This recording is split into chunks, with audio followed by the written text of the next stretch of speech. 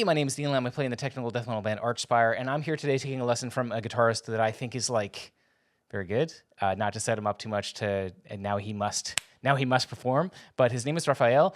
He played in the band Obscura. He plays in the band Obsidious. He is incredibly awesome, and I didn't say his last name because I'm afraid to mispronounce it. Rafael, what is your last name? Yeah, Trujillo. Okay, cool. I knew that. I just didn't want to start off by giving you the wrong name. Anyway. Very good. Okay, cool. Oh, cool. Do you find a lot of, well, hey, I'm glad that you're here as well. Oh my goodness. Okay. 1 second. I'm actually not recording your voice. I need to say one more thing here for me. Yeah, let's do another test. There we go. Check. Yeah, I'm all good now. Okay, cool. Cool. All right. Okay. Oh my goodness. I'm here with Rafael. So thank you so much for doing this with me, man. I've been a longtime fan of your guitar playing, and when we first toured together, first time, I have basically set the stage for kind of the guitar player that I am, the guitar player that you are. I was watching you play, and it was honestly a bad show. Not for you. You played amazing, but it was a very small show. We were on tour together in 2018, and I believe it was New Orleans. I believe.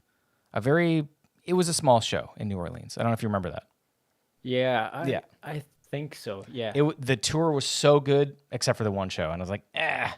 Anyway, so I'm sitting backstage, and I'm listening to you play, and I'm like hearing the cleanest, most insane guitar playing that I've ever heard, and it's like all the little inflections are like just absolutely bang on, and it's just like untouchable. And I'm on my phone playing like a snowboarding game where you play as like a snowboarding llama, and I'm trying to beat the game.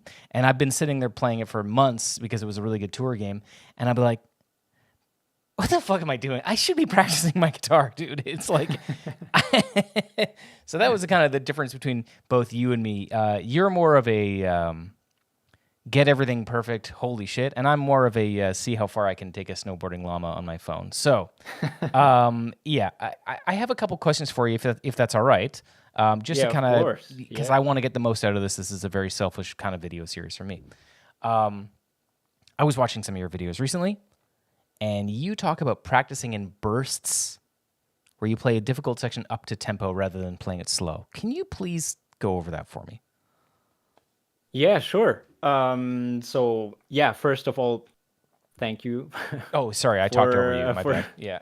For everything you said. Yeah, it's an honor to be here, and of course, I can go over some of that stuff. So what I think is important is also it's very normal to get things up to speed and like to start slow and getting faster and faster. But also I think it's very important to start right away with a very high tempo. As soon as you get like the fingering down and have everything as soon as you're able to play, let's just do an example. Yeah. As soon as you're able to play something like for example, if we are in D minor, if we want to play that, I'm able to play that. But then up to speed, at a certain point, I feel like it's much more efficient to go to the faster tempo right away and practice it with the click on the actual speed and just that little burst.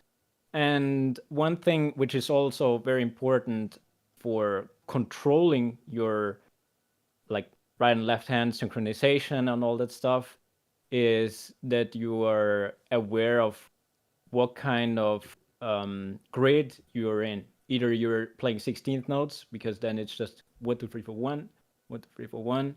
If you're playing triplets, it's obviously 1, 2, 3, 1.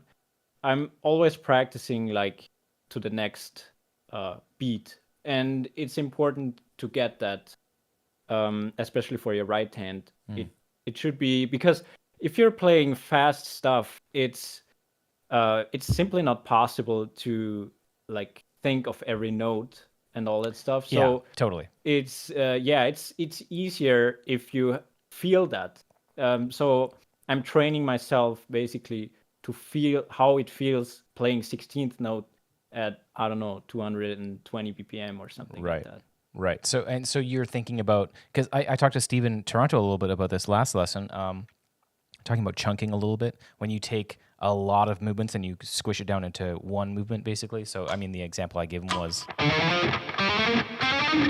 I think about each one of those strings as a chunk. And I think about that entire thing as 6 chunks put together. Yeah.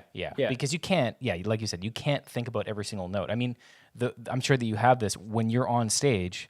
You're not thinking about, oh man, that 7th note in this arpeggio. Or what you're thinking about this octave of the arpeggio, and then the next octave, right? Or this position, and then the next. But you're not thinking about each individual note. Our brains just like can't. The kids can't work that fast. Exactly. Yeah. Right. Yeah. Okay. So how did you discover that? Like, because I've literally never heard of anybody say that on guitar, by the way. Like, I was talking to Ale, who's in Dath with you. Yeah. I should have mentioned that in the beginning, but I'll mention all this in the intro. Anyway, I'll put together an actual intro. Cool. He was saying that you practice in a really unique way, and you have this like sort of burst thing. Did you develop that like really young, or? To be honest, the first time I really developed that was when I joined Obscura. Because when I got the chance to play with them, some of the stuff, I mean, I already had my technique at a certain point, obviously, but then playing that stuff live and on tours like every day, I wanted to deliver that stuff, and the only way of doing that was I tried out so many different things. This is like the only way that worked for me, like as a very like it's a very efficient way, I feel like, and also it's you, for example, when I and in the beginning when I still tried out different practice methods for that kind of stuff, I had the feeling that it's quite random. On some days it worked, on some days the faster songs were like out of, I don't know, out of reach. Right. And it felt different every day.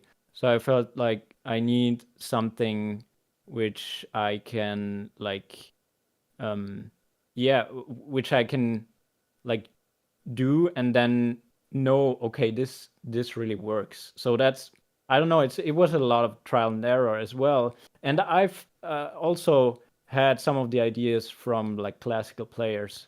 Right. So that's also because of my background, obviously. Because you have a classical background. Yeah, kind of. I mean, I played piano before I got into guitar, actually, and my piano teacher back then was very serious about it. She even wanted me to go study and all that stuff. So I really practiced a lot. I've had a lot of different teachers back then as well, and they have some of their methods are pretty similar to that. So when you first, so I don't really know much about what you did before Obscura. When you first got, I don't know, an email or a message or a call or whatever to join that band, was that like really terrifying? Did you feel like you had the ability to play it? Or, because, I mean, think about the guitarists that were in that band before you. Holy shit. I mean, that's terrifying. Yeah, totally is. So it must have been, I mean, for me, I would have been very nervous. Yeah, of course. Of course, I felt honored, obviously, Sure. and I felt at the same time kind of, okay, shit, I gotta practice that stuff now. Because back then I was studying like at the conservatory in Amsterdam, basically jazz conservatory. So I had all my teachers were not really into metal or something like that at all. Right. So I obviously I've played in metal bands before, and I grew up playing in metal bands, in local bands, and all that stuff. But at that point, I was like, okay, I'm gonna go serious about like technique and all that stuff. So um, I feel like this was a challenge basically I took, and it was yeah, I'm really thankful for everything I've experienced there, because it helped me so much in a lot of different sense. Like Yeah. yeah, Yeah. also technically wise, Well, and yeah, yeah. yeah, exactly. Because I mean, the stuff that you not only had to play, but also then ended up writing. I mean, there's a big difference between having somebody that can join a band and play everything versus having somebody join the band and write something in a similar style with a bit of their own take on it and still keep up or even surpass the previous the previous albums. And I think, I mean, for me, the album that you were on, Diluvium, that was the album, right? Yeah. That's the best obscure album. And the Oh, reason why it's thanks. the best one is because of you, in my opinion. Like, I listened to that album so much, and I love Cosmic Genesis, and I love a bunch of the other stuff. I don't think any of it.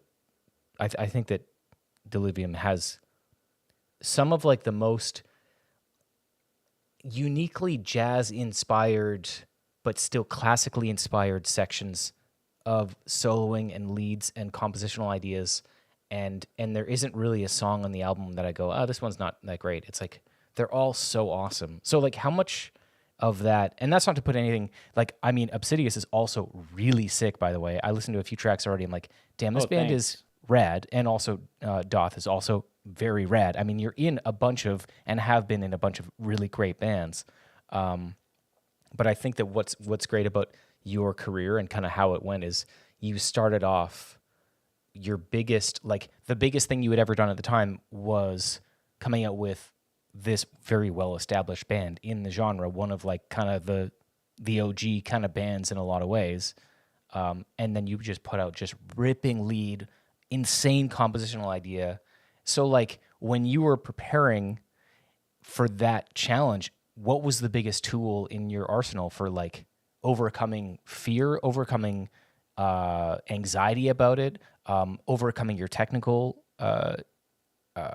like inabilities, if you had any at the time? Like, what were the things that you did to prepare for it? So mainly um it was a lot of different things, but I didn't really.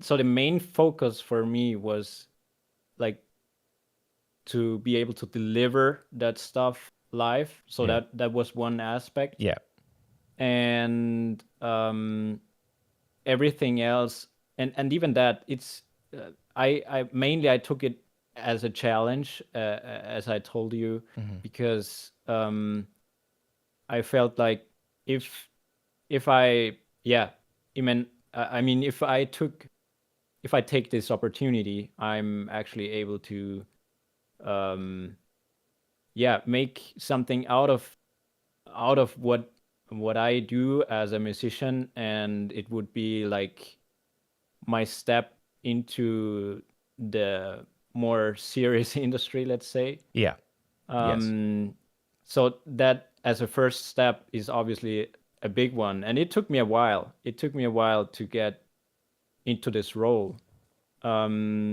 But I also feel like, um, yeah, that's the phase, or the yeah, that was the time where I definitely learned the most.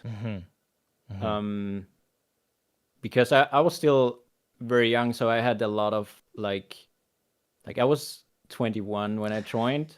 wow, So I still had like, also all my friends were like, everybody was like studying and all that stuff. So I had time to like practice and focus on that stuff. yeah, Um, and also I've had a very good, like Sebastian Lancer, the drummer, um, who also plays in Obsidious now with yeah, me. right, I knew him before, so we're friends since. So also we are from the same area, so he got me into it in the end. He's the one. who introduced me to them.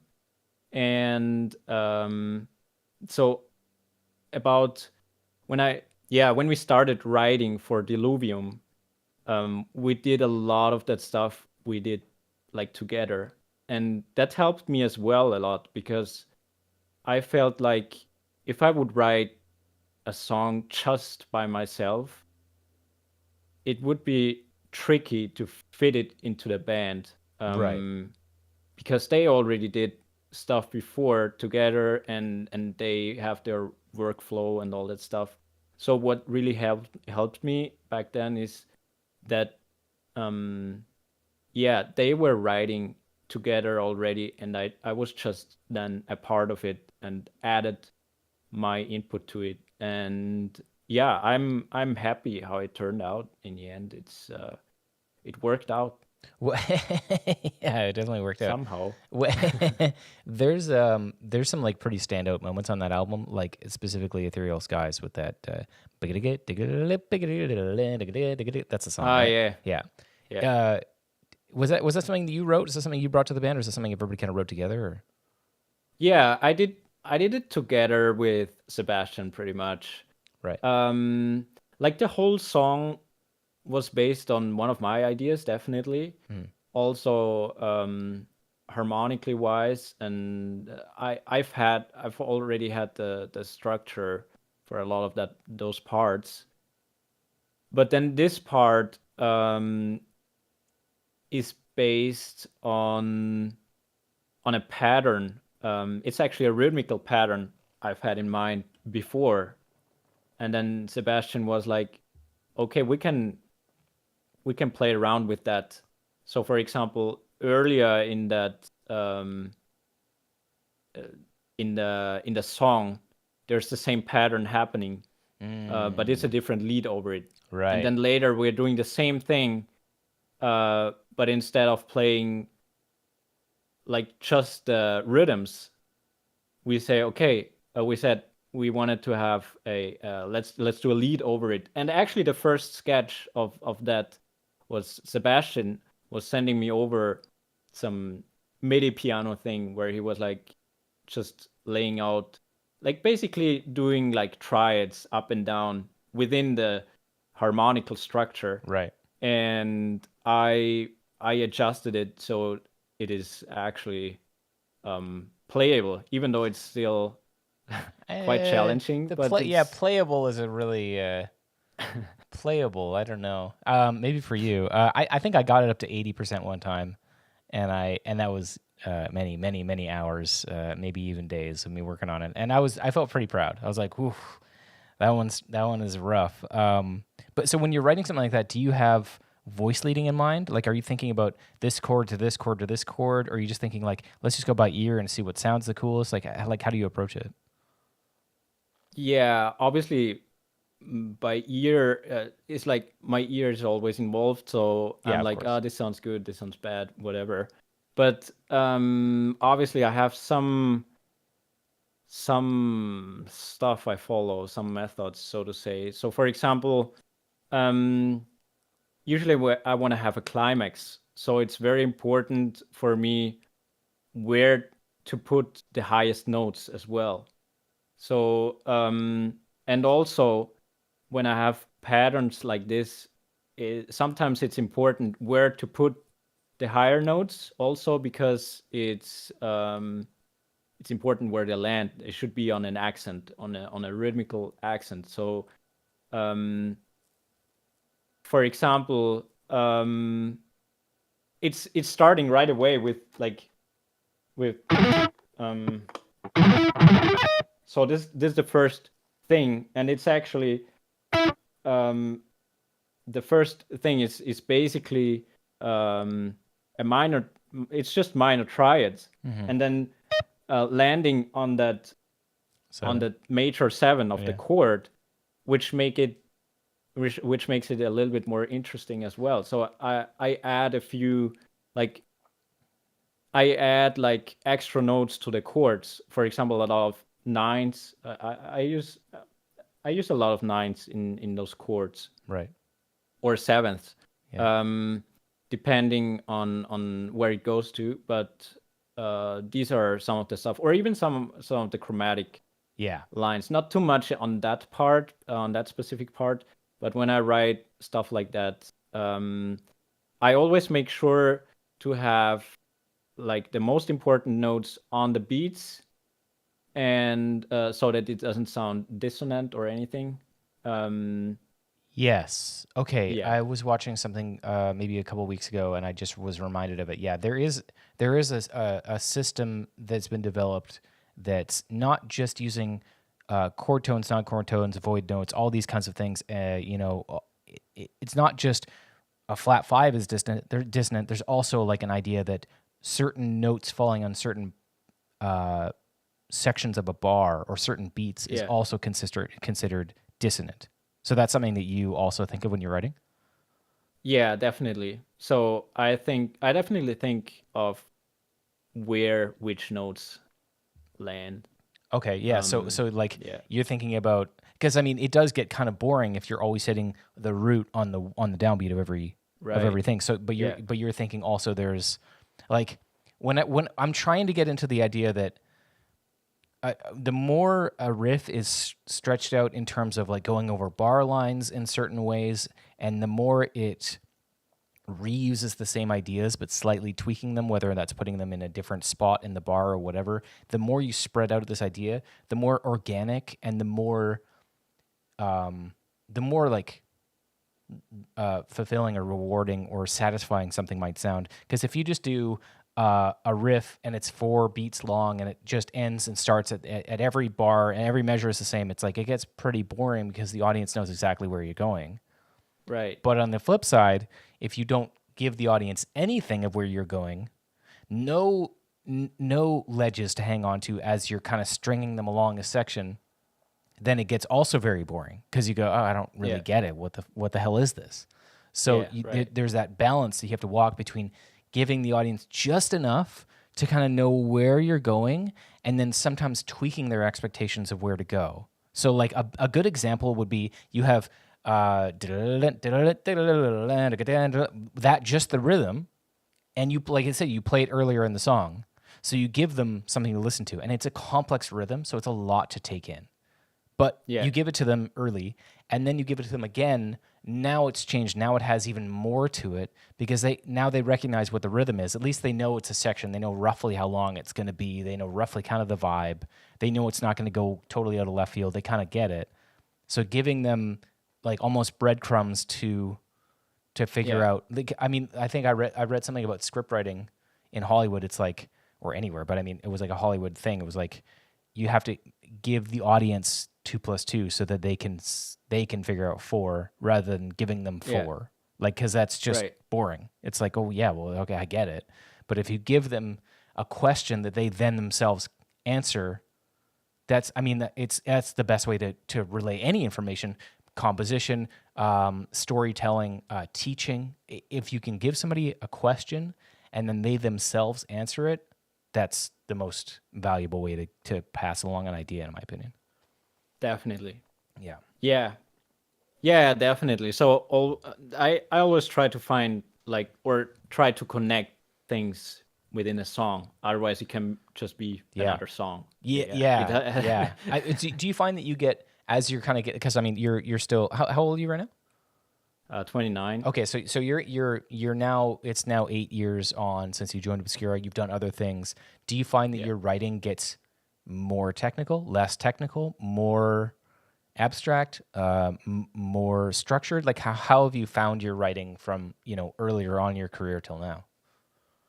I think it doesn't get any like crazier in a like I still have the same goal, like to um like you mentioned all these things, like I still want people to get what I play, but then also sound like not too boring to Right. them. Yeah. So that's actually my um I wouldn't call it a mission, but that's what I have in mind when I write stuff.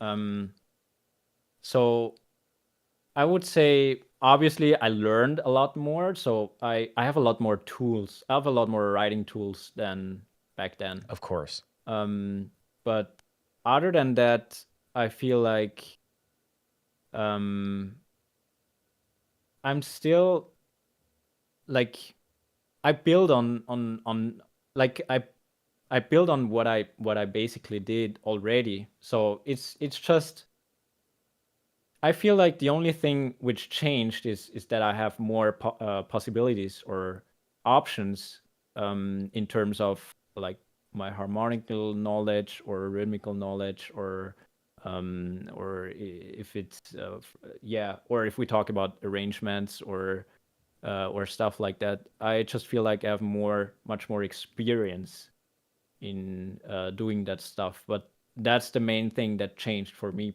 personally. So when you say tools, compositional tools, do you mean ideas on how to string along chord progressions, or do you mean technical tools, or do you mean like technological tools where you can actually record stuff and you're better at it now? Like, what do you exactly mean? Basically, I mean tools, compositional tools, in terms of, for example, when I have a chord progression or something like that, and I want to build a song on that, I have a lot more options to make it happen somehow or make variations out of that. But just because of the experience and just because of writing a lot and talking to other musicians about it, yeah, that's basically how I develop, basically in a musical way. Yeah.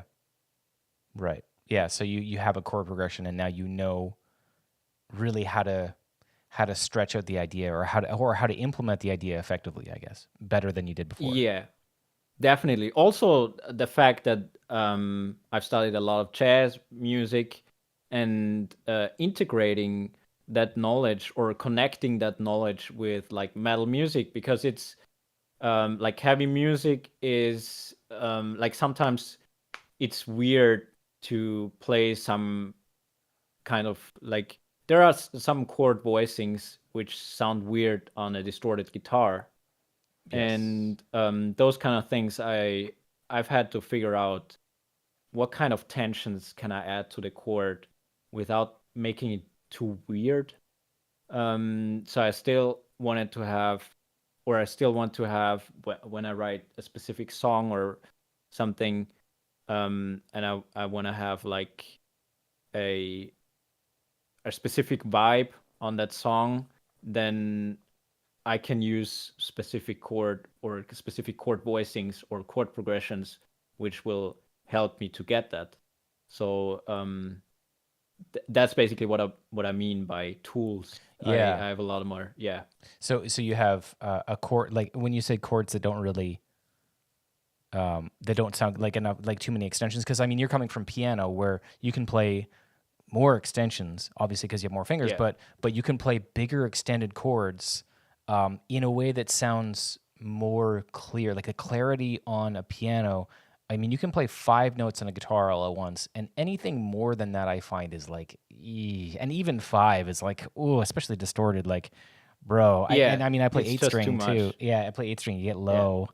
It's like, oh, some of that stuff just doesn't work. Like four is pretty much the max that I'll ever do. I mean, I do a chord. Those kind of, Yeah. Those chords. Yeah. that's about as much as I would want to go. You know, that's, Right. I wouldn't Yeah. want to do another note in there, you know, and I don't really know if I would have too much. I could hit an open string somewhere, but then I don't know. Like, I'm sure you probably have the same kind of thing where you have a few chords that you really like, but that's about Yeah. the most you'd want to do. I totally agree with that.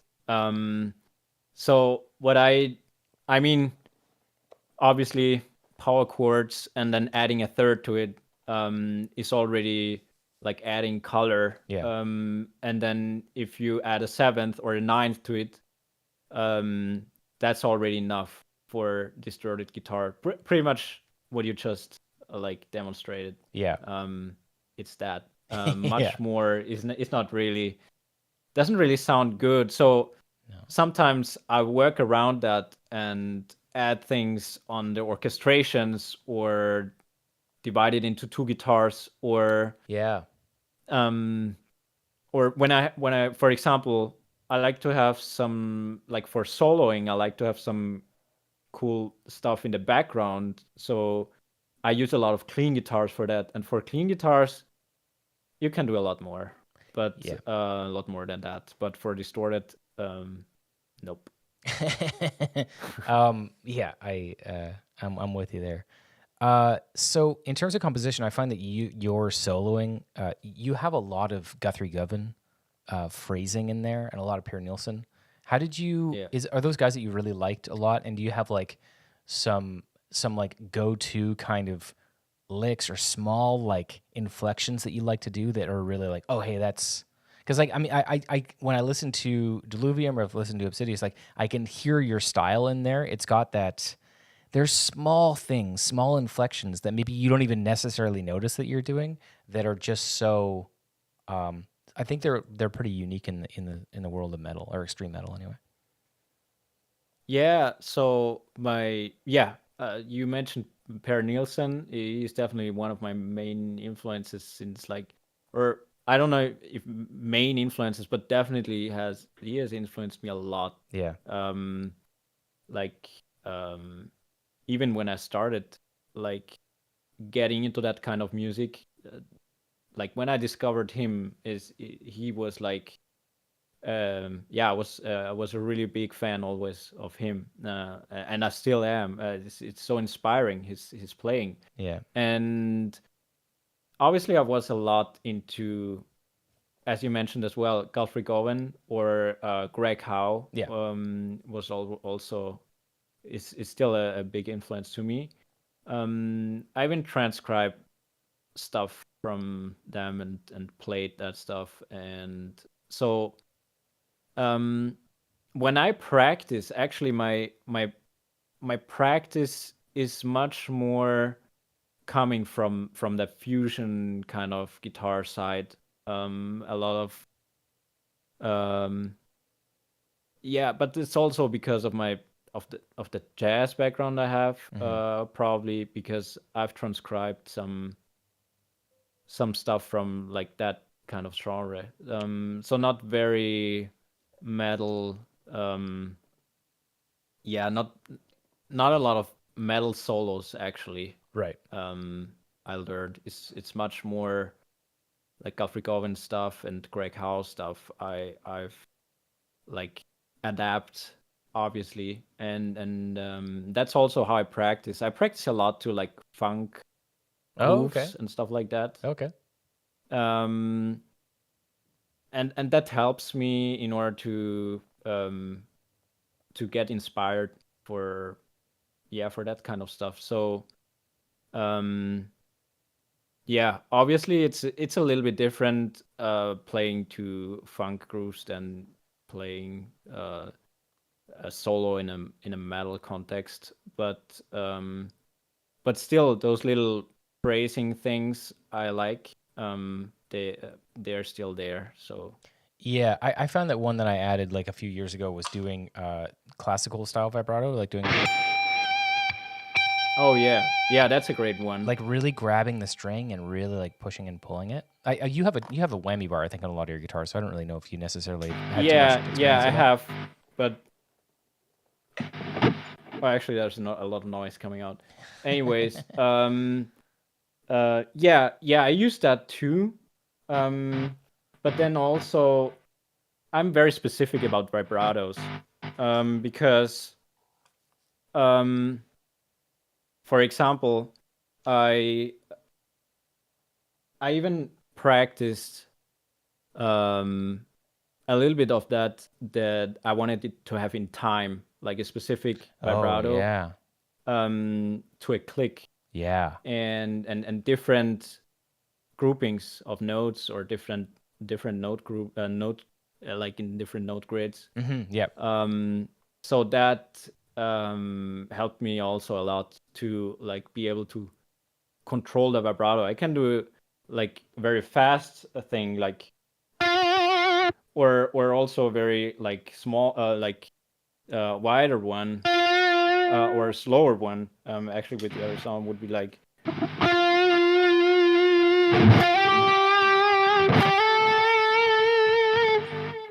Yeah, and I also like those little like slides and all that stuff, which adds more to it than just playing random notes. Yeah, I think rhythmic vibrato is something that people overlook. I mean, doing I think that there's a really good balance between doing too slow and too fast. There's a warbly kind of, it's just a certain tempo. Yeah.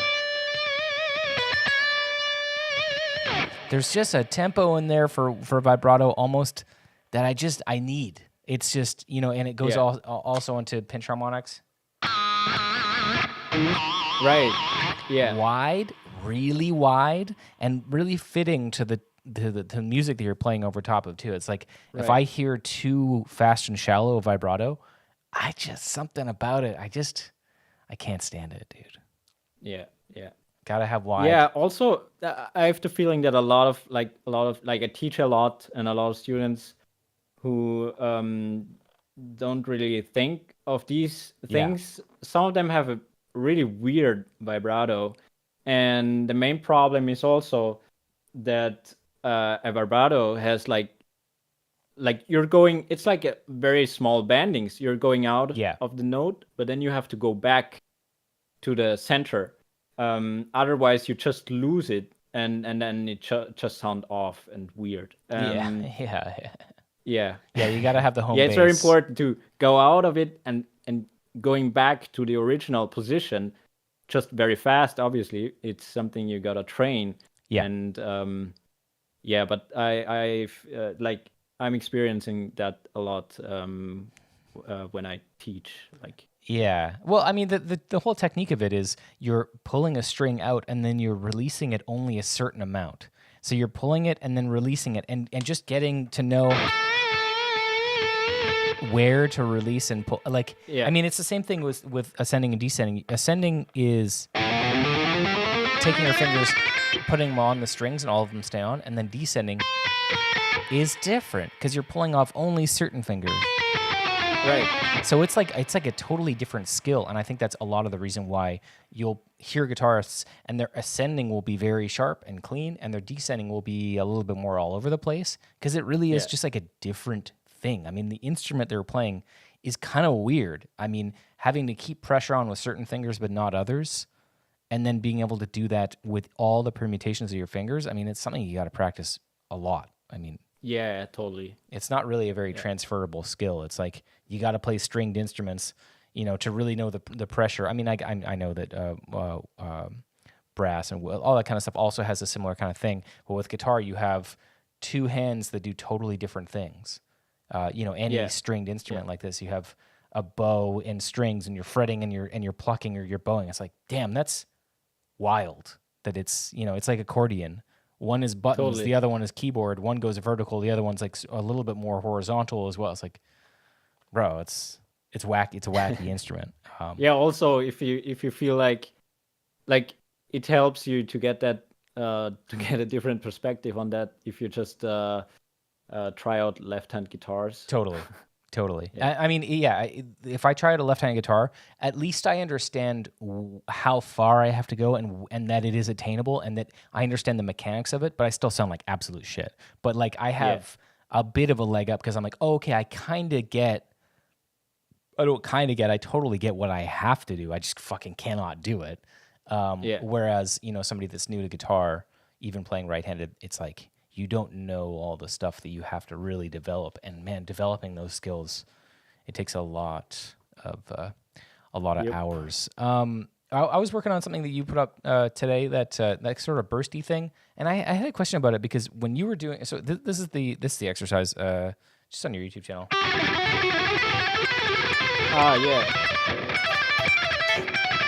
I played it really badly, but anyway, so my question was. I'll play it nice and slow just so everybody kind of gets it.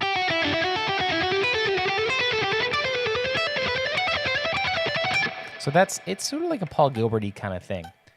Yeah. I was doing it outside picking, and then I realized you were doing inside picking, at least starting with the Oh, really? downstroke. Yeah, and it's You just do something outside? I was trying it, and then I realized inside picking, yeah, it's obviously faster, but inside picking in that sense creates a little bit more chance for swiping strings that you don't necessarily mean to. So you have to do a bit more, at least I find, a bit more two-way pixelanting when you do inside picking for something like that. Have you experienced that? Like, are you an inside picker, outside picker? Does it matter? Does it just depend on the situation?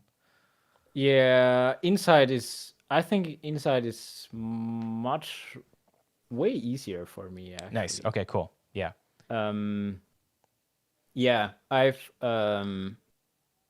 had some, even though when I write, I don't really think of Yeah, that stuff. of course. So I do whatever sounds good and then I just try to make it work. Yeah. That's kind of my approach. But also, I mean, for me, alternate picking in general is such an important thing. It's like the basis of everything. If you have a good alternate picking technique, like everything else is is like way easier. It doesn't make sense to like start learning sweeping but don't know how to alternate pick. In my opinion, Of course. Yeah. yeah, because you need like alternate picking is like you need a certain amount of attack. You need to know how to attack the string, and then obviously you have the string changes, and which yeah, those are making it things difficult in my opinion. Like Yeah. because yeah, on one string you can like you can play quite fast Of on like course. just one note even. Yeah. Um, but as soon and I've had that experience with a lot of like students. Like they're fast. I'm like, holy shit! Like Yeah. I didn't expect that. But on one note. But then when it comes to like playing a scale or something, it's like a total mess Yeah. sometimes. Of course. So yeah, I definitely would say that I can, yeah, I feel much more comfortable doing inside picking. And actually, what I also that's why I was wondering. You were doing it outside first, Yeah. you said, um, but was it in a, or how would you say? Would you still do outside, even though like the the click is there where Yeah. it actually is? Yeah, that's how I instinctively sort of learned it. I've always been sort of more of an outside picker anyway for some reason. Oh wow, I think that honestly it that's came from interesting. when I was doing like just Paul Gilbert's shit. Yeah. I always started with an upstroke, you know? And I think a big reason is because downstroke, like, I mean, I can do both ways. Mm-hmm. Yeah, and I'm sure that you're, equally capable of doing both ways, I'm guessing. Yeah, yeah, I learned like I try to learn both ways, but for me the main yeah, let's say the main focus on these things is always where's the beat because I want to Yeah. land with a downstroke on a beat. That's Right. actually my own like criteria. Like my yeah, that's how I approach things. Like I try to have a downstroke because then it's so much easier for me personally to divide it. And we said that in the beginning about the bursts. Yeah. I can feel 16th notes and triplets or quintuplets or whatever when much easier when I know that I start with a downstroke actually. So what about an arpeggio like something like this? So you just take like a regular kind of minor. So it's 5 string, but you're starting in an upstroke. Yeah, so yeah, just like whatever 5 string. Yeah, there you go, yeah. So does that feel stranger to you to start with an upstroke and put the emphasis on the upstroke at the beginning, or do you do an upstroke there, or do you just do down, up, and then skip over and do two-way pick slanting? Yeah, those are those are the exceptions actually. Okay, Because yeah. there I definitely start with an upstroke to make it clean. Because starting that with a downstroke, Yeah. it's messy. It's messy, It yeah. can get messy. Yeah. Well, yeah, it can get messy. I Yeah. mean, I guess the reason why is because then you're combining two-way pick slanting with just completely downward pick slanting all the way up with the ascending arpeggio. So you could be like, it's I lose the clarity between those two strings. Yeah. You know. But it's still. Yeah, it's doable, and of course, yeah, you can do it quite well. But for ease of playing, upstroke, and then obviously like the repetition, I find that I double. I'll double. Yeah, obviously it's easier to double it up. Yeah. Yeah. But even if you don't, then you would probably, or at least I'm doing a pull off if I don't play it twice. Yeah. Well, that sounds great with a pull-off. I mean, I think that when I was younger, I was like, no pull-offs, no legato, must pick all notes. That's the only way to do it. And I think you probably had a similar kind of thing. Like, at one point in your life, you were like, if I can't pick every note of something, then I can't play it. It's got to be, you want to be able to pick every note, and then you can choose whether or not you're going to, but to be able to pick every note. And I mean, that kind of takes me to this section that I was looking at from the song Ethereal Skies, which is, maybe you know the part, it's 5/16, 4/16, 5/16, 3/16, 2/16, 4/16. The time signatures go crazy, and it's like 16th notes. Yeah. Are you if you know the part, if off the top of your head, I'm not expecting you to play the whole thing, but that is sort of, and I didn't learn it, but it is what I think you're probably doing, and I've never seen you do it, is alternate picked, string skipping all over the place. Yeah, that's what it is basically. That's it's crazy. Alternate pick. And also, what is very special about this part is that this part actually repeats, but it's an odd number. So you gotta play the whole thing, but then starting with an upstroke actually. But then the second time, at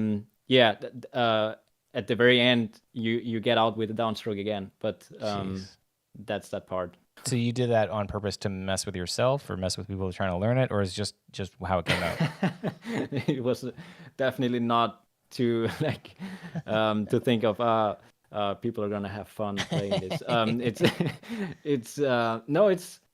It was a compositional thing. In the beginning, it wasn't even like meant to be played on the guitar. I was like, I want to have this thing maybe in the background or something, like synth or something like that, an arpeggiator or something like that. But then during the writing process, I was like, I love this line so much, I want to play it, and then I just tried to learn that. Do you remember? But it's actually, I actually typed it in with like MIDI piano, so it's Do you remember like a small snippet of it, like a bar or something like that? Of that, just I'm not expecting. I don't. Yeah.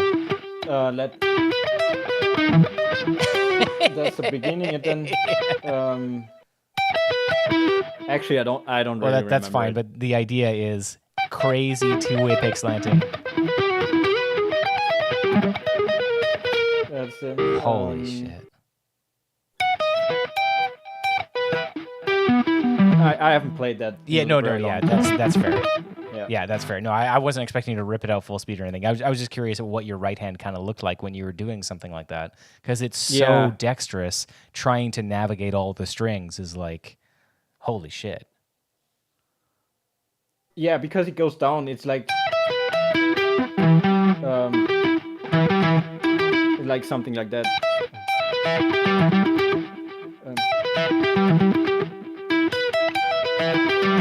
So it's basically moving. Like I move my right hand like quite a lot because I always want to have the same angle. Totally. To the string. Yeah. So when I play up here, I have my wrist here. If I play down there, I have it here. It's an overlooked thing to try and, because I'm the same way. If I'm sweeping, I don't do this. I'll do this.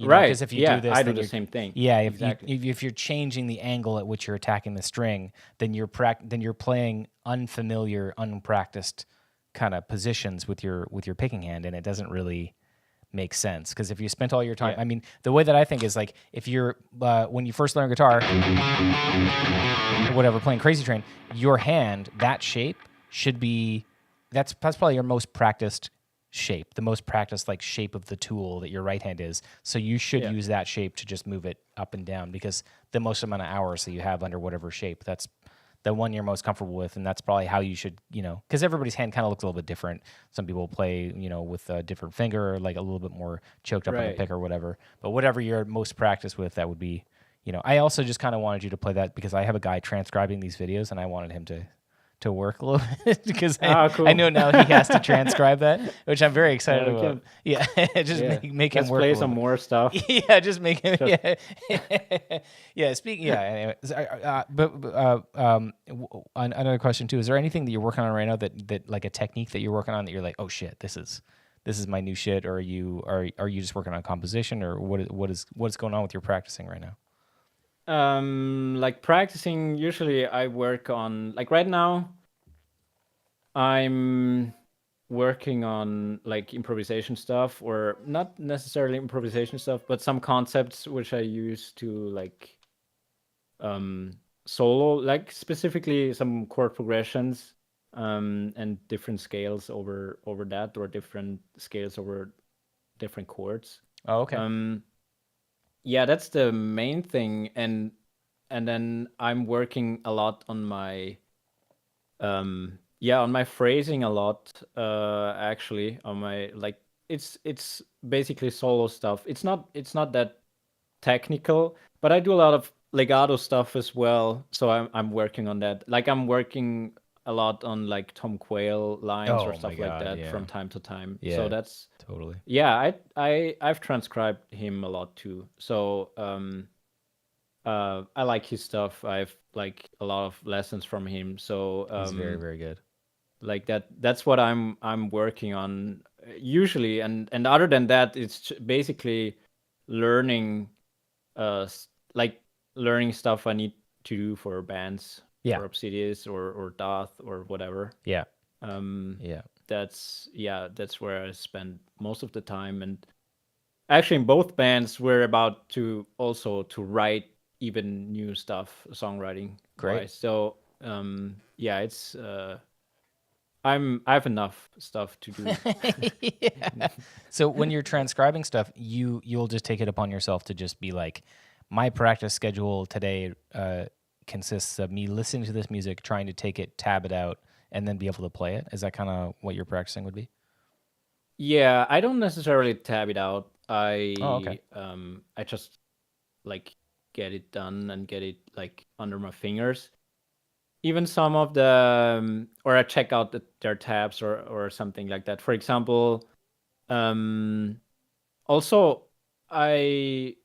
I'm really interested in the stuff that Tim Miller does. He was actually one of my teachers as well for a while, and he has also some very interesting lines in like he has great concepts. I mean, he's an amazing player, Right. anyways. But Yeah, I think he but was like at, the he was at 2-1-2 thing is like I really love that.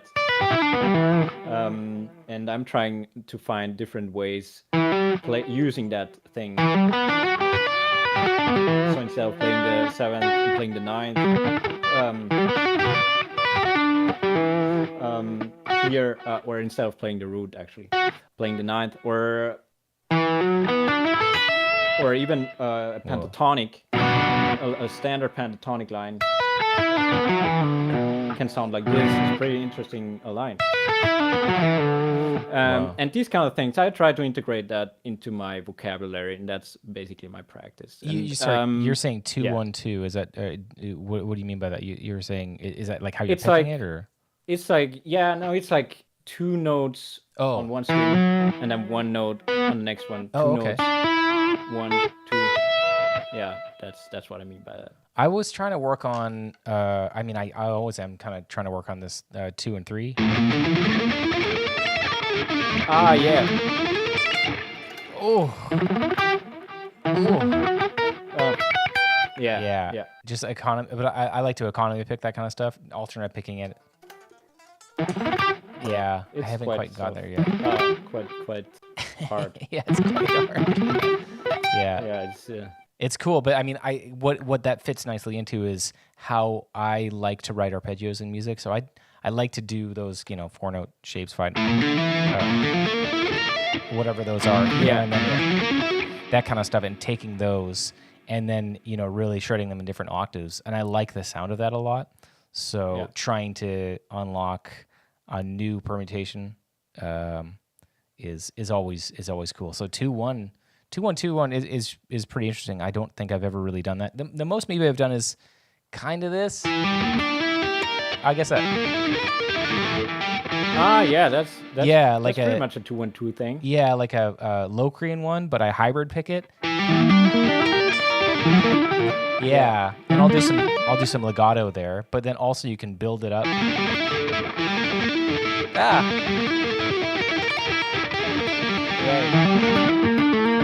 Yeah. I love that one, dude. Like It's so magical sounding. Like it sounds like evil magic or something. Like it's building up and building up, but in like this really alien sound that's really unique sounding. I love that. Yeah, me too. Yeah, that's cool. So I got one more question here for you. So when you're doing live stuff, because I've seen you live a bunch of times on tour. Obviously, we played Japan together. We did a full North American tour. I saw you at Kiesel one year perform. How did you transition from? Okay, so here's the root of my question. Because when I'm playing live, I find myself like endurance wise, I have pretty good endurance, but my dexterity goes down because I'm also on stage. The adrenaline's up. You're playing a full song or a full set. I mean, a full set will just drain your endurance like crazy and your dexterity. Like, how do you keep up the quality control on some of the faster runs? Like, is it difficult for you? Are you finding yourself messing up specific things every night? And if you do, how do you deal with that? So usually, obviously, I need a warm up. Okay. Before, that makes some sense. people don't warm up. I don't know. I cannot go on stage without warming up. Is your warm up quite long? It should be half an hour. Whoa. Okay. Yeah, that's more or less the perfect time for that. Okay. And so it's warm up for you is it all technique stuff? Is it stretching? Like, what is it? Getting warm. Basically, I mean, the first thing is obviously the mindset, like being there and then, okay, in half an hour, I'm going on stage. I'm playing in front of an audience. I want to deliver. So just putting all the other stuff away, just for the brain, yeah, and just for the mindset, so to say. Yeah. And then obviously, I just work on technical stuff. I just want to get used to this stuff. So usually, I work on the most difficult parts of the set. I play them very slow. I play them very fast. I do. There are, beside of the bursts, there are other stuff which you can actually do in order to get things more controlled. So, for example, if you have an alternate picking run, where a specific, let's take this. This should be there's like a string skipping 3, and again. So for example, instead, if I have to play that fast, then I don't practice it necessarily fast right away, even though I do in a practice session. But for warm up, I do like things like, or stuff like that, or different combinations of that. Okay. In order to get used some of the get to like be able to go over some of the string changes as well. Right. But still being relaxed, because if I would go like straight away into these kind of fast stuff, I'm not relaxed in my right hand. So that's the main thing, to stay relaxed Staying on my left relaxed. and Yeah. my Right. Yeah. I right mean, hand. yeah, it's tough. It's tough to do, especially the music that you and I both play. It's all, Yeah. it's very fast, very, you know, I think somebody like Rick Graham, because I took a couple lessons from him, and he's like unbelievable. And yeah, he He's really, crazy. he's so good, and he really plays some of the fastest shit that I've ever seen. And he, his big thing is keep relaxed. You'll play. He's like, while you're playing this thing in your mind, say, stay relaxed, stay relaxed, stay relaxed. Like, make sure that you're focusing on keeping your hands from tensing up all the time. Because if you can think about it while you're playing it fast, because I mean, when you go from a certain tempo, you go from like slower to mid tempo. There's a certain threshold that you hit where your brain doesn't really work very well anymore. Like, you're not, like, you can play something slow and think about other stuff, but as soon as you play something quite fast, it's like, holy shit, this is my focus right now. And if you can try to like really instill like keeping your hands really relaxed, I think it helps. But I mean, there's some stuff that you need to put a lot of pressure in as well. Like, I mean, for you, your picking is very snappy and very aggressive sounding. So there has to be some sort of pressure in there, but it's which muscles are being tensed. If you can snap a string, really hit it hard with a pick, but still not tense up your shoulder and your elbow and your wrist or whatever, really like, then I think that's probably ideal. I mean, that's one thing about your playing that I notice is just, if you watch videos of you on YouTube, it's the alternate picking is very snappy and aggressive, but you're not losing control while you're doing it. You're playing very like effortless looking while playing extreme stuff. I was actually practicing before this call because I was like, man, I gotta not look like an idiot. And when I was practicing, I was like, yeah, I can do a lot of this stuff, and I can play quite fast and more or less clean. But I think where you excel at is adding in really small inflections of notes, whether it's like an extra tapped note or a pull off that goes, to another note before back to the root. You just add small things that are like, those are the things that add up and add up and add up to making something very unique sounding, which I think is quite cool, and I really admire in your guitar playing. So yeah, thanks. Cool. Yeah. I mean, I like the attack comes more. I think, in my case, it's not a lot of like strength going. It's more the movement. It's like I don't like, if I wanna pick a string, or pick a note, then I go quite fast through the string. Yes. Yeah. It's also very percussive, obviously, but and if I play faster stuff, it's always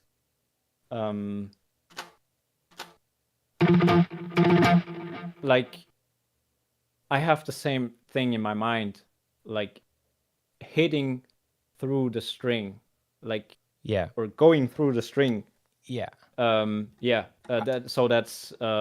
That's something I have in my mind, and it's also a lot of I think it's a that's what I mean by playing these bursts, is like getting to know how these things feel. Right. And I always, also my goal is obviously that every note has the same attack, so it sounds the same. Of course. Yeah. Well, that actually brings me to a question. My last question here is, when you're playing something like that and you're picking through the string, are you resting your pick on the next string? Yeah, depending on what I do. Yeah. Sometimes even I go through it and I even hit other strings. Right. Just playing one note. I even hit like the D string and the G string, even though they don't ring. Yeah, to get that sort of percussiveness. And when I palm mute, yeah, I stop on the next string. Yeah. I don't go further that. Well, So it depends. I think that the reason why I found, because I also do that, like pick planting, basically, it's like comes from, it's very similar to classical kind of stuff where you're playing something and you plant all your fingers on, and then you roll them off, and then you plant again. So it sets yourself up so that you're planting your fingers on the string, so you don't have to, do that motion every time where you're swooping in and plucking stuff. I apply that also to hybrid picking. Whenever I'm hybrid picking, I also do, as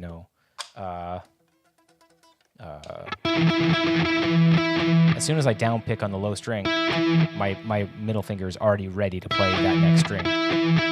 Right. So with your pick planting, with your alternate picking, or your faster picking with your right hand, because I was talking to my wife about this recently, I told her that I do that, and she's like, well, that's dumb. She doesn't say it was dumb. She's like, I don't do that. That doesn't make sense to me, is basically what she says, because it's not something she's ever practiced. And I was like, trying to think of how to explain why I do that. And I guess the reason why is if you have a guard or some sort of end point for your pick, then you can pick really fast, and you don't really, you can move your hand quite fast and get a lot of sound, a lot of tone out of that pick, but you don't really worry about going too far. And so this downward pick slanting thing, almost all those strings, I'm resting or touching the next string down as I'm ascending. And so I can get a lot more percussiveness to it. Yeah, almost. Yeah. It's not every time, but I mean, for whenever I'm economy picking, obviously I do that.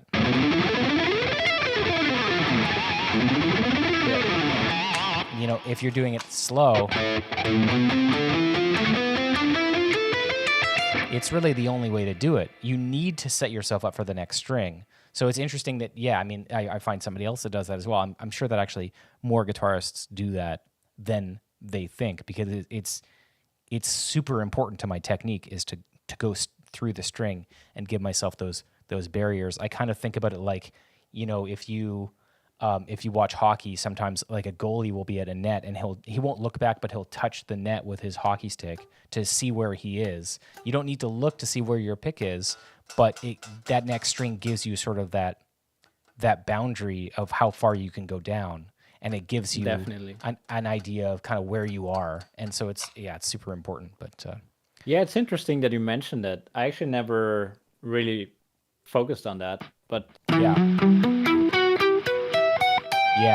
imagine if you were playing economy picking, and I don't know, I'm sure that you do quite a bit of economy picking, although it sounds like you're more an alternate picking kind of guy.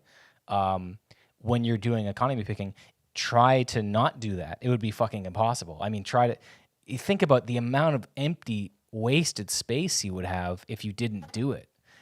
Your pick would just be floating there. Oh shit! Your pick, your pick would just, your pick would just be floating with nowhere to go, really. And those empty spaces, that's really what slows you down and makes you unable to get to the higher tempos. But anyway, okay. So what do you have going on? I know that you have new stuff with Doth. I know that you have you've got Obsidious. Are you let me know, where can people find you? What's the next thing for Rafael?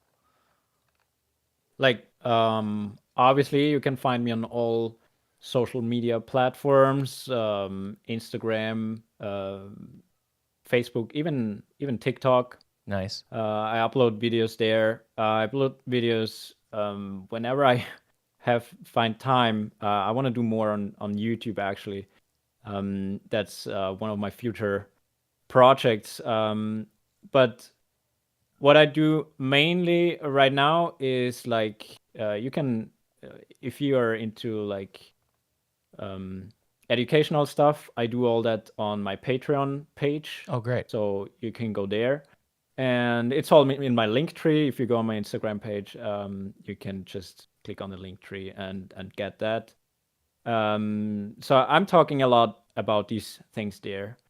Other than that, there is actually new stuff coming up with Doth. That's the There's another single coming out in March, Nice. the first one, and then from there on, there will be another single in April, and an actual album out after that. So be prepared for that. That's the next thing for me, and I gotta do all the playthroughs for those songs.